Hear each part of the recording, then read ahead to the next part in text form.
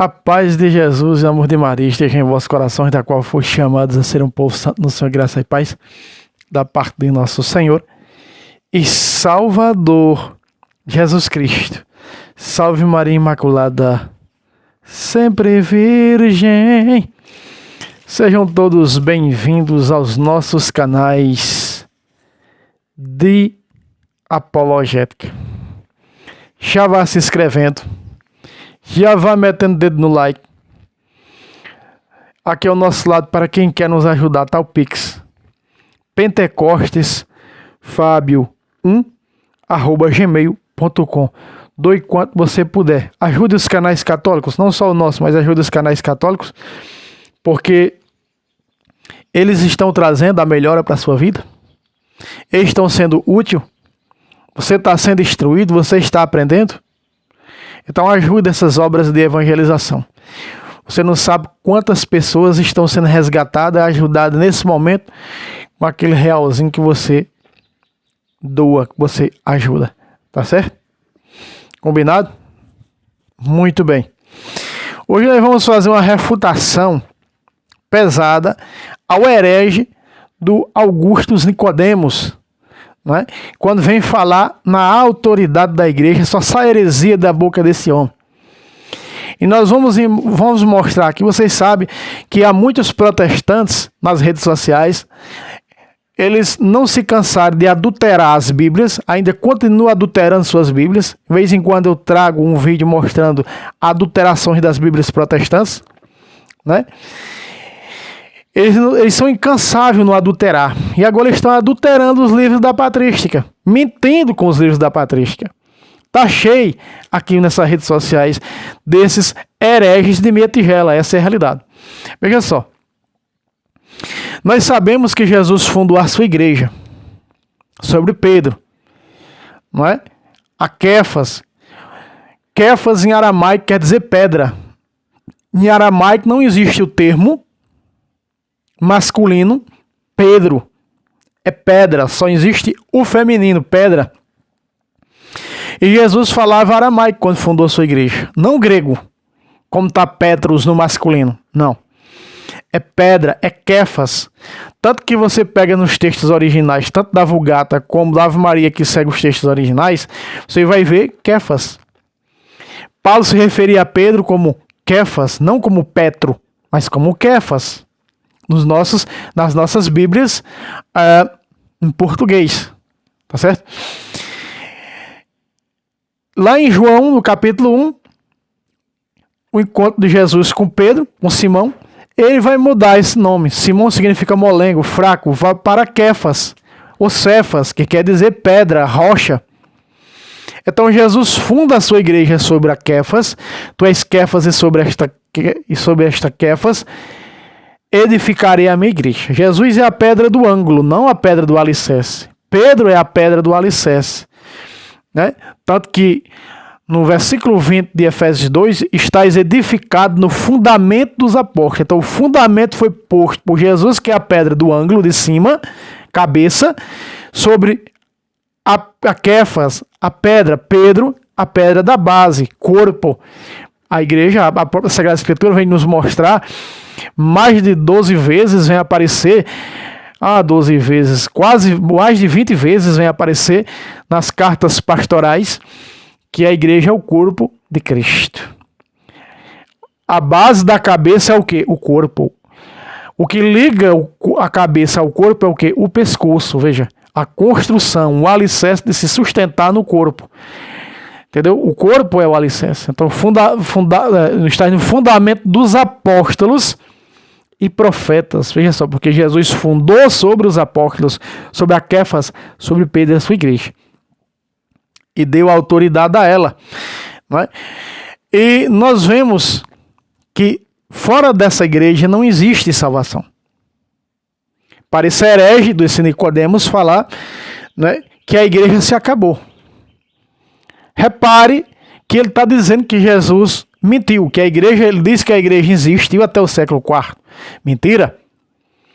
Quando nós chegamos no século IV, a igreja já tem passado que é o tempo de Constantino, que eles dizem que Constantino fundou a Igreja Católica. Eles dizem que a Igreja de Cristo já acabou no século IV. Mas quando chega-se no tempo de Constantino, mais ou menos no ano 315, 314, 15, por aí, quem vem estar no governo da Igreja é o Papa São Melquiades, de número 32 do governo da Igreja.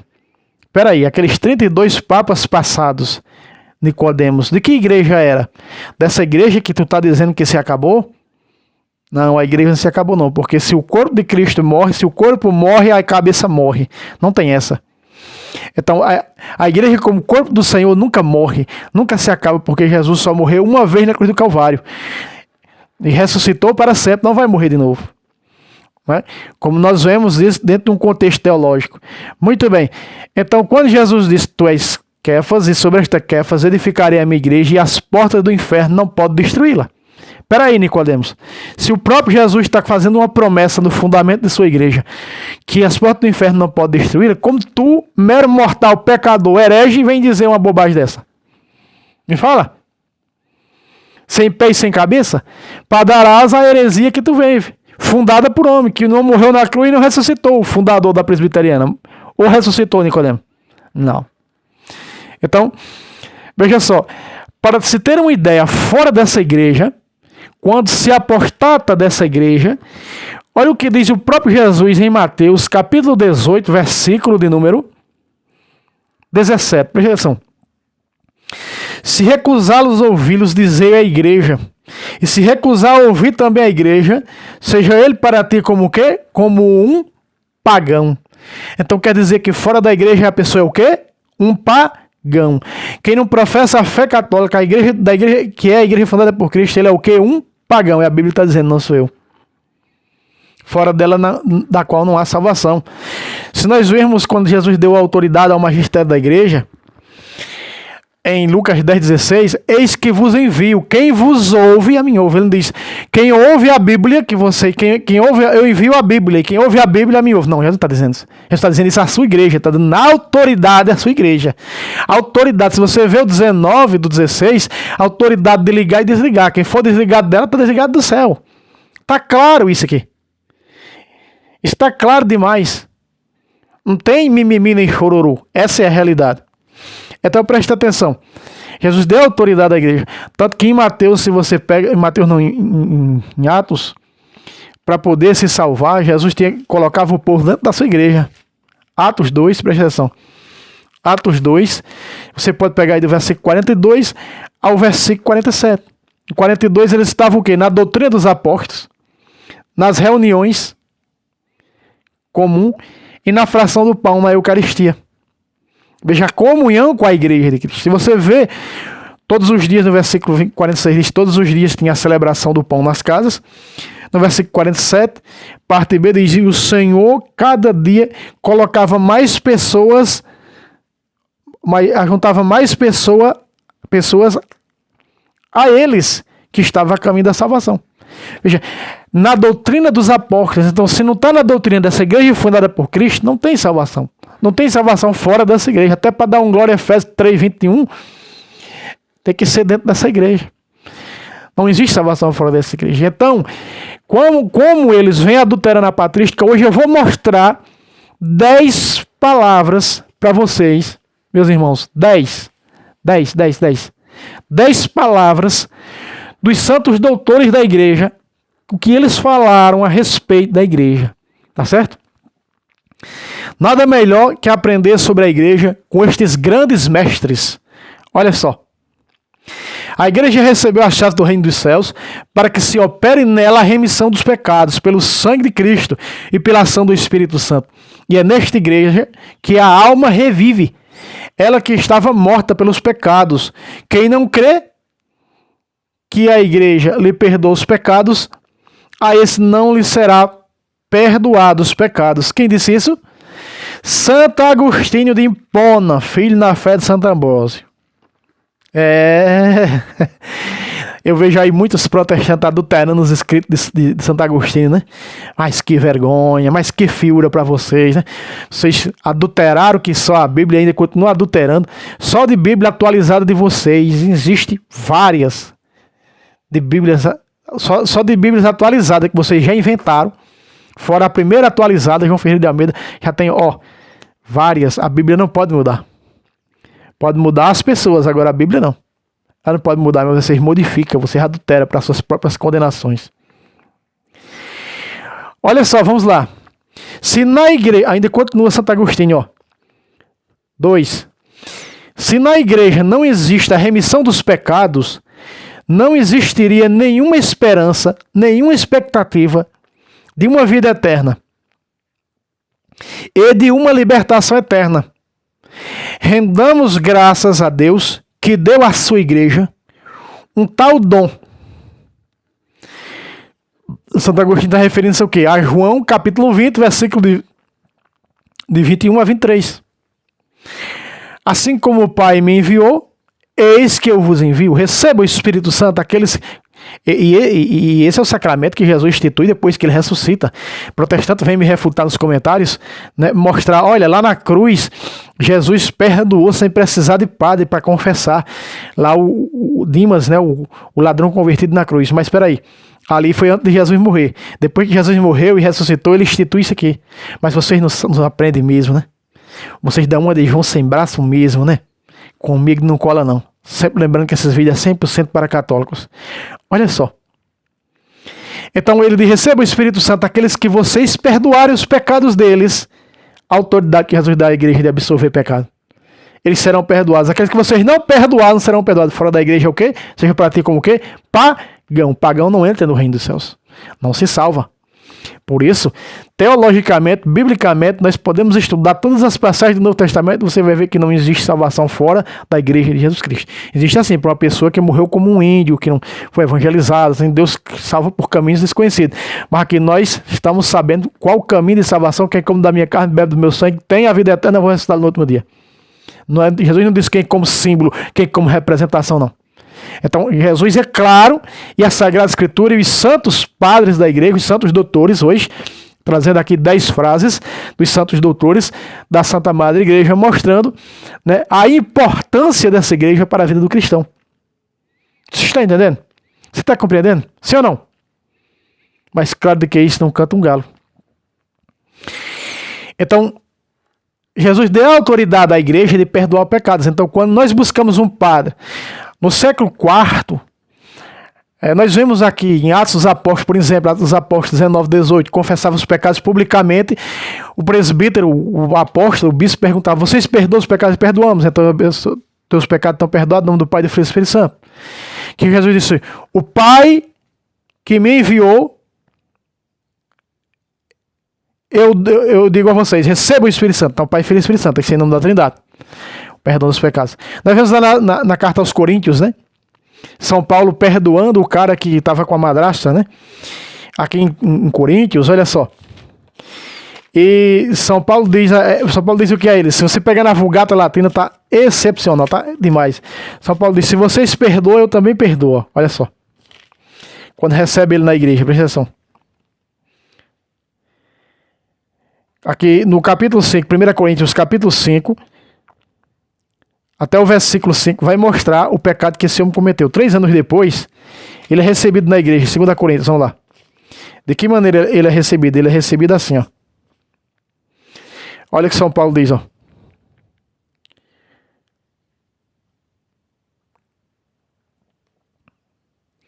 A quem vós perdoais, também eu perdoo. Aí está. Se você pega na Vulgata, ele disse, não foi eu que perdoei, mas foi Cristo em mim. Em persona Cristo, na Vulgata está. Então, se vocês perdoam, eu perdoo, para receber, reintegrá-lo de volta na Santa Igreja. Então era assim. Mas no século IV, em diante, as pessoas não confessavam mais seus pecados publicamente. Então teve essa experiência de só a pessoa e o padre. Só a pessoa e o bispo. Como é até hoje, você procura, se arrepende dos seus pecados, faz exame de consciência, examina sobre si mesmo, assim como deste pão deste caso, 1 Coríntios capítulo 11. Então você faz um exame de consciência e busca um padre para confessar, e quando você confessa, você escuta o quê? Pelo ministério da igreja que me foi confiado aos apóstolos e a mim por sacramento da ordem, eu te absolvo os teus pecados, no nome do Pai, do Filho e do Espírito Santo. Quando você escuta isso, sua alma é lavada, cara. Só sabe quem procura. Por isso, quando eu estou gravando aqui, estou gravando esse vídeo num sábado. Quarta-feira passada, 4 dias atrás eu me confessei. Quando o padre diz isso, rapaz, olha, sua alma fica leve. Vocês estão compreendendo? Só sabe quem vive. Quem está de fora, fala o que quer. Santo Agostinho, terceira, diz ainda: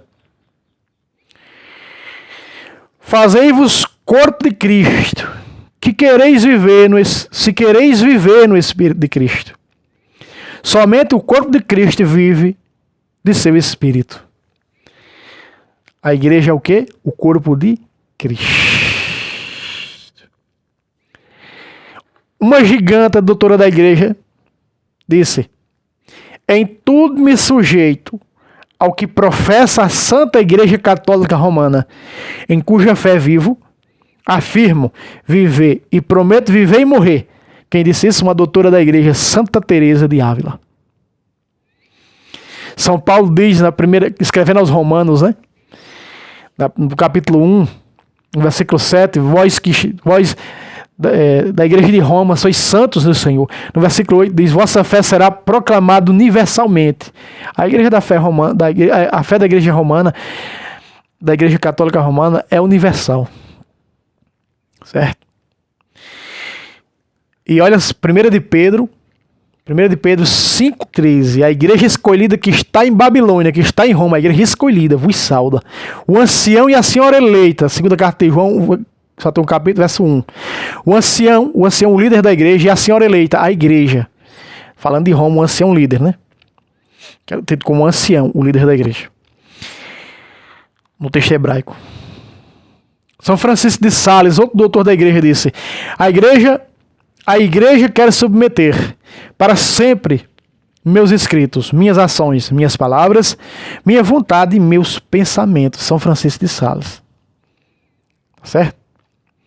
Sexta, não podemos, caríssimos, de modo algum, duvidar de que toda a observância cristã procede de instruções divinas e de tudo o que a igreja recebeu como costume de devoção provém da tradição apostólica e do ensinamento do Espírito Santo. Quem disse isso é o doutor da igreja, São Leão Magno. Nós vemos hoje aí, né? Até protestante adulterando a tradição, para vocês terem uma ideia, mentindo sobre a tradição. 2 Tessalonicenses 2,15, né? Guardai a tradição que nós recebemos, seja por escrito ou por palavra, né? A tradição escrita e a tradição oral. Também no 3,6 diz que até para evitar aqueles que não guardam a tradição, em 2 Tessalonicenses 3,6. Pois é, pegue na sua Bíblia. Pega uma Bíblia boa. Pega aquelas Bíblias adulteradas. Não tem Bíblia católica também adulterada aí da teologia da libertação. 7. Uma vez que todos os crentes formam um só corpo, ou seja, uma só igreja, o bem de uns é comunicado a outros. Assim é preciso crer que existe uma comunhão de bens na igreja. O maior doutor da igreja disse isso. Quem? Isso, mesmo ele. São Tomás de Aquino. São Paulo também disse isso, que na Eucaristia, no batismo e nos sacramentos, nós formamos uma só igreja, um só corpo, olha só. Quando nós pegamos aqui, ó, 1 de Coríntios, capítulo 10, preste atenção. Quando São Paulo diz isso, ó.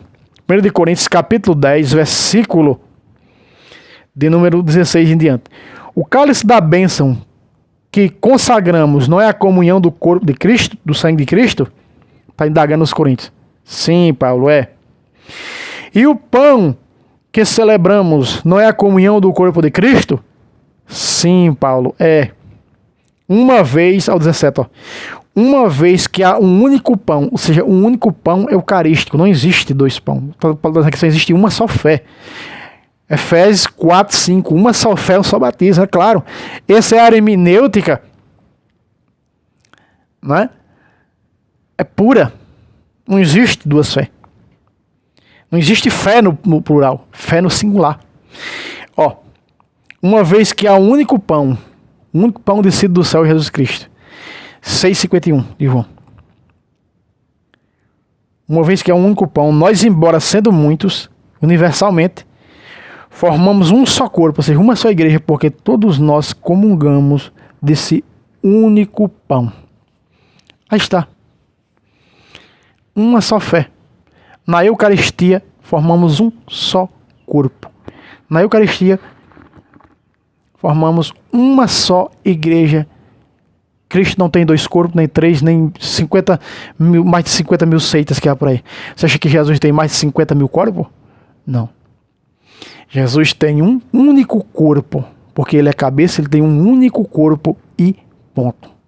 Segue-se aqui o texto dos doutores. 8º. O bem de Cristo é comunicado a todos os membros, e essa comunicação se faz através dos sacramentos da igreja. Ainda quem disse isso? São Tomás de Aquino. Eu trouxe no canal do Ex-Protestante Fábio Pentecoste, mostrando os 7 sacramentos dos Evangelhos, mostrando os 7 sacramentos só em Atos dos Apóstolos, mostrando os 7 sacramentos nas 13 cartas pastorais, mostrando os 7 sacramentos só na Epístola aos Hebreus, mostrando os 7 sacramentos nas 7 cartas católicas, e mostrando os sacramentos só no Apocalipse, e mostrei no Antigo Testamento, quando eles ainda não eram sacramentos. Pode procurar. Eu tenho uma playlist no canal do Ex-Protestante Fábio Pentecoste, Sacramentos. Está lá nos Sacramentos, pode ir. Está lá os vídeos para você acompanhar. Não são vídeos longos. Aprenda os sacramentos na Bíblia para ninguém passar você para trás. Aprenda sobre a sua fé. Não seja aquele que só apenas ouviu, mas vá lá aprender. Pega as citações bíblicas que eu dou lá, todas mostrando na Bíblia. Tá certo? 9. O pai de Santo Agostinho. Na fé. A igreja é um navio que navega bem neste mundo, ao sopro do Espírito Santo, com as velas da cruz do Senhor, plenamente desfraldadas. Santo Ambrósio. Olha aí. E por último, foi sempre privilégio da igreja vencer quando é ferida. Para fechar com chave de ouro. Quando é ferida. Progredir quando é abandonada. Crescer em ciência quando é atacada. Quem disse isso? São Bento. Veja só. Nós estamos vivendo, talvez, meus irmãos, a igreja que é uma barca em alto mar, que é esse mundo, ela já sofreu muitos abalos. Que nem disse essa frase tão maravilhosa de São Bento, né? Ele diz, ó, como é maravilhoso, é um privilégio da igreja vencer quando ela é ferida. E hoje nós vemos essa ferida terrível na igreja. Dentro da igreja, chamada teologia da libertação, não é? Que tenta matar os sacramentos, que tenta matar a fé apostólica, que tenta matar a tradição de 2000 anos. Deturpar, mentir. E com tudo isso, com essa ferida que há dentro da igreja hoje, chamada teologia da libertação, nós vemos crescer o número de apostasia. Mas isso já foi dito na segunda carta a Tessalonicenses, que antes da manifestação do anticristo viria a grande apostasia. Daniel diz que quando o número dos infiéis estiver transbordando, então manifestará o infiel, que é o anticristo. Já houve muitos anticristos, mas haverá o anticristo final que será pior do que todos que já houve. Muito bem, então o que é que acontece? Apostasia, então cresce o quê? Cresce o protestantismo, cresce outras seitas, cresce o ateísmo, não é? Cresce o sedevacantismo. Agora, recentemente, fiquei sabendo que umas freiras na Espanha se tornaram sedevacantistas. Está cheio aqui na plataforma de pessoas pegando a Bíblia para provar que Deus não existe por ela. O diabo faz de tudo, são apóstolos de Lúcifer. Servem a ele. Né? São os apóstolos deles, o enviado deles. Para o quê? Para mentir contra o caminho da verdade. Esse é o motivo que o caminho da verdade ser blasfemado. Quem disse isso foi Jesus. Ó. Mateus capítulo 24. Ó. Preste atenção. Mateus capítulo 24. Foi que Jesus disse? Jesus disse o seguinte. Ó. Muitos sucumbirão e serão traídos mutuamente, se odiarão. Se levantarão muitos falsos profetas e seduzirão a muitos. 24:11. E ante o progresso crescente da iniquidade, nós vemos o pecado avassalar. Nós nunca vimos em toda a história de pecado como no nosso tempo. Né? Acabou-se a questão homem-mulher no nosso tempo. Né? Veja. ante o progresso crescente da iniquidade, a caridade de muitos esfriará e o ceifamento dos inocentes nos ventres de suas mães. Né? Veja, o amor de muitos se esfriará. O amor acabou, cara. Não existe mais amor ao próximo.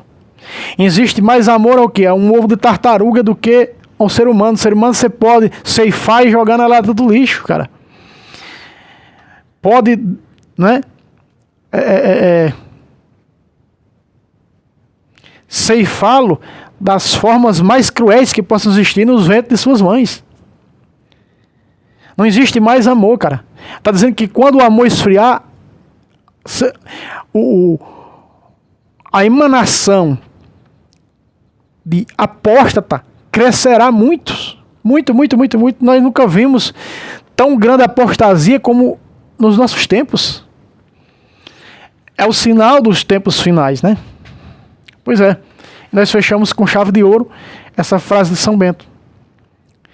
E aí, quando pensarem a Igreja Católica está destruída, ela triunfará. Sempre foi assim no decorrer desses 2000 anos. Ela crescerá de novo.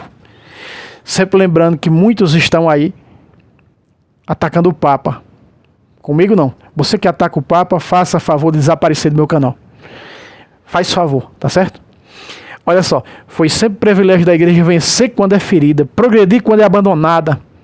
O abandono dessa igreja não está brigando não, mas em compensação, muitos pastores de nome, renome, estão se convertendo a essa igreja. Vai estudar a patrística, vai estudar a tradição, né? Graças a Deus, a Virgem Maria puxando pela orelha, como me puxou e trouxe para a igreja. Cresce em ciência quando é atacada. É grande frase de São Bento, viu? Pois é, meus irmãos, meta o dedo no like, se inscreva e até o próximo vídeo, se Deus quiser. Salve Roma, salve Maria Imaculada, sempre vires.